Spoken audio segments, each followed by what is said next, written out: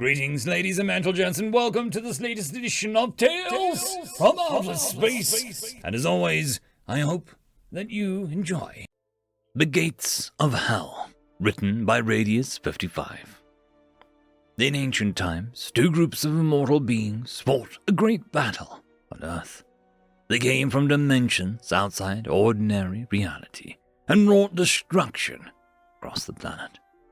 Eventually, the conflict subsided, and all that was left was lingering legends of demons and angels, and a cataclysm that shook the world in the early years of humanity. Modern man disregarded these stories as allegories at best and superstition at worst. No one had the faintest idea of the truth. 3 gates opened simultaneously around the world. One opened in northern Africa, near the Egyptian-Libyan border. Another appeared in the heart of Romania in Eastern Europe. The last came into existence in Washita National Forest, west of Little Rock, Arkansas, in the United States. From the rips in the fabric of space and time came legions of what humanity could only assume were hell. Immortal demons of all shapes and sizes poured through from whatever plane of existence they had been banished to for so long. Mass panic predictably followed. People being people, there were groups proclaiming the end of time seconds after the word broke. Some handled it worse than others. With the Westboro Baptist Church's entire congregation driving to site of Arkansas Gate and attempting to protest the demonic army for being unholy, sinful, and probably homosexual. Millions felt a momentary flash of satisfaction as they were torn apart on national television. Other groups were reasonable in their hysteria, if that contradiction in terms can be possible. Church services saw record attendance, while new splinter groups appeared overnight. Some preached salvation through good works, others protection via prayer. A few claimed our armies were really actually angels, and humanity should welcome them as protectors. Occult groups attempted to summon their own personal demons with no success, though many made some fast cash selling online guides and kits claiming to offer protection from the forces of hell. A surprisingly large group went about their normal business, especially in Australia, South America, and East Asia, where the armies of darkness were only a distant threat. With little chance of success against the forces of what might very well be hell, humans nonetheless chose to fight. Across the planet, militaries mobilized. Long-time enemies found themselves arrayed side by side against the unearthly threat. In the desert near the Nile, Egyptian and Israeli troops eyed each other warily as both dug in to face the attack shoulder to shoulder. To the north, Russians streamed through the Ukraine to take up positions on the western border of the country. The combined European armies mobilized, but only to take their own places on the defensive line rather than to combat any Slavic aggression. Around the American gate, U.S. forces welcomed a contingent of Canadian troops, but mainly stood alone. Tanks, artillery, bombers, and millions of soldiers formed a loose ring around the extent of the demonic advance.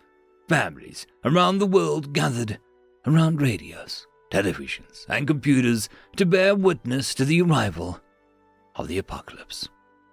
Against the might of hell's armies, it was going to be a futile but oh so human gesture of defiance.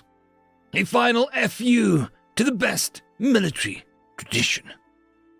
Battle was joined under a sky darkened by smoke from the flames of war. It was a massacre, but not the expected one. There is a subtle distinction between immortal and invincible. Shoot an invincible enemy as it charges you, and you might see the bullet bounce into the distance before feeling your head removed from your neck. Shoot an immortal one, and they simply won't die. Shoot them enough, and they won't be able to move, much less get their hands on you. The human armies brought a lot of bullets.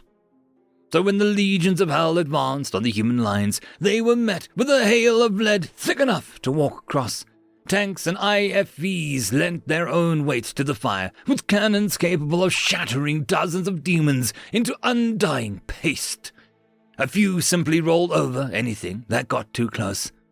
Kilotons of artillery dropped on the large masses and kept pounding until nothing could do more than twitch. Thousands of sorties flew, dropping everything from Moabs to 70mm rockets.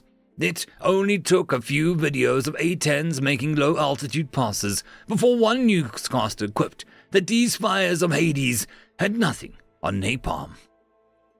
The scene was repeated around the world, every organized force that faced the intruding monsters. In exchange for some ammo and surprisingly light casualties, humanity triumphed in around the globe. In Ukraine, partisan fighters previously at each other's throats came together, just long enough to flatten two thrusts that slipped through the Russian lines along the shores of Dnestr. Egyptian Sakar commandos and elements of the Israeli 890th Paratroop Battalion, numbering under 1,000 men, gained a record for the most lopsided victory, holding the coastal town of Al-Haman for no less than their own. Later estimates placed the count of enemies rendered combat ineffective in the area of operations at just under 80,000. War had long been described as hell by soldiers who fought in it. Little did they know, the battles they fought were even worse than the real thing. Whatever force controlled these monsters was taken aback by the sudden losses, but setbacks were to be expected. There began another avenue of attack. An army of golems was somehow transported to Upper Peninsula of Michigan. Multi-headed, quadrupedal beasts capable of knocking over the largest tanks were hurled at the defensive lines. Flights of winged imps were dispatched to destroy bombing aircraft. Storms of incredible force appeared over human cities across the globe.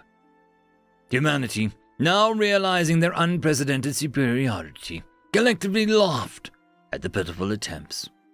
Bombers were soon escorted by flights of interceptors capable of swatting anything out of the sky from further than the eye could see.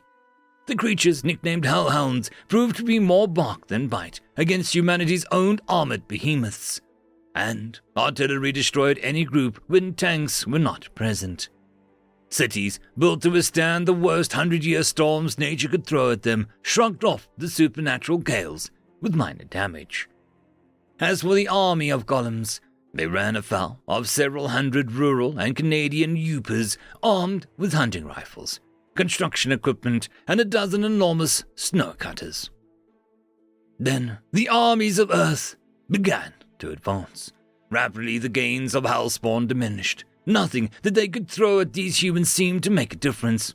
Eventually, they retreated into the gates, closing them as they passed back to their realm of existence. But it was only a temporary setback. Once they had time to assess the new forms of weaponry and tactics, they would emerge once more. It was with some surprise that the leader of the so-called demons awoke several months later to an enormous flash, followed by the rumbling of the stones of its castle. Curious, it poked ahead through the window and saw a portal had appeared in the rocky plains several miles away. From the rent in space poured through human soldiers riding their armored vehicles, and they were coming straight for the castle. The humans cut through the defenders like a buzzsaw. In minutes, they were outside the leader's door, preparing to take as many as possible. The being was surprised by the small metal cylinder that came through rather than the soldier. It was even more surprised by the blinding light and the boom that came from the flashbang. A sharp electrical shock and a feeling of its limbs being roughly bound just put the icing on the cake. "So you're Satan," came a voice. The bag was removed from the demon's lord's head, and it stared down at the human addressing it. "My name is incomprehensible to the likes of you, mortal," came the response. It was deep and grating, but understandable. "If you wish to fight, know that I will." It was cut off by a sharp blow to the back of its head. "That's enough, Corporal," the man said, but with no rancor. "Figured you wouldn't call yourself that, but when you tell your men to bring you the biggest, reddest bastard in the biggest fortress in hell, calling him Satan is only fitting. Hope you don't mind." He ignored the fuming glare the creature gave him. "As for fighting, I'd rather avoid that." You call yourself a leader of warriors, yet you refuse to fight. Coward! The insult earned him another blow, this time not eliciting any rebuke. I'm a general. I lead soldiers, not warriors. There's a difference, though not one that you'd understand. And just because I don't wish to fight doesn't mean that I will not. The human general began to walk to a small ridge as Satan's escorts prodded the demon along. But we really do want peace. The easiest way for that goal is for you to surrender before we have to destroy any more of your, men. You will never take this world, the king snarled. My subjects will not be ruled by the likes of you. I will not be ruled by filthy descendants of apes. This time, the expected impact did not come. Instead, the human general just laughed. Oh, you misunderstand. We don't want to rule you. Who would want to live in this dump anyway? He gestured to the desolate rocky terrain. I can see why you'd want Earth, but we've established that you can't have it. Nor do I think any of you would be welcome there, if for quite some time. No, we just want you to stay away from our home. We will never surrender. You cannot stop our full might. In the distance, the demon spotted the rising dust of one of the armies moving towards the portal. Even now my forces marshal to grind you into dust. They wash over your puny fighters like a tide of destruction. Your arms will be torn from their sockets and fed to my legions. Your eyes will be... This time the general nodded to the guard, who hammered the monster at the back of the head with a rifle butt. I thought you might say something like that, so I brought along a little demonstration. Satan twisted around to see a large vehicle with a cylinder on top of it through the gate, deploying several legs for stabilization. Whatever was on the back begins to lift in vertical position. Normally, the Russians would never let us touch one of these, but they're fairly eager to get some of their own. My sources also say that they're not nearly so far on opening up their own portal, so they figured they'd play nice for now. The general pulled out a pair of dark glasses and put them on.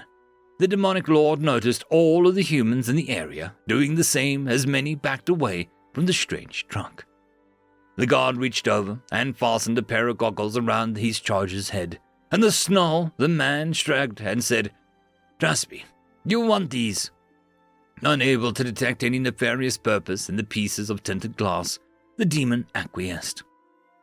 Last chance, Satan. I'd prefer not to have to give you a demonstration, but I need you to order that army to stand down, or we'll stand them down for you. Satan's glare could have burned through steel. Shrugging, the general ordered the attack. Instantly, the cylinder shot into the sky towards the distant legion. It looked like the rockets fired by humans on their own planet to the demon, but somewhat bigger.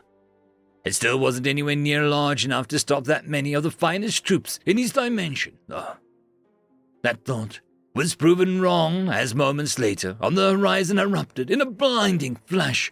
Satan could only watch stunned as a mushroom cloud began to form over where the host had once stood. When the much-reduced shockwave hit, it nearly knocked the demon lord over. "Now," the general said to the stunned monster, "you've seen how truly outclassed you are. At a word, I can cover this whole world in clouds of atomic fire, so..." He finished. "Are you going to surrender? What's left of your legions? Or are we going to have to really make this place into hell?" End of story. The algorithm reckons you should be watching this video next, and I recommend that you should be always watching my video. So, click with energy! And yes, clicking that does help the channel. Thank you very much. I just quickly want to thank the Tier 5 patrons and channel members: Alithia Barkey, Cam Maxwell, Casper Arnholtz, Albarden Guster, Arcadian, Lord Azrakal, and Joachim Backer.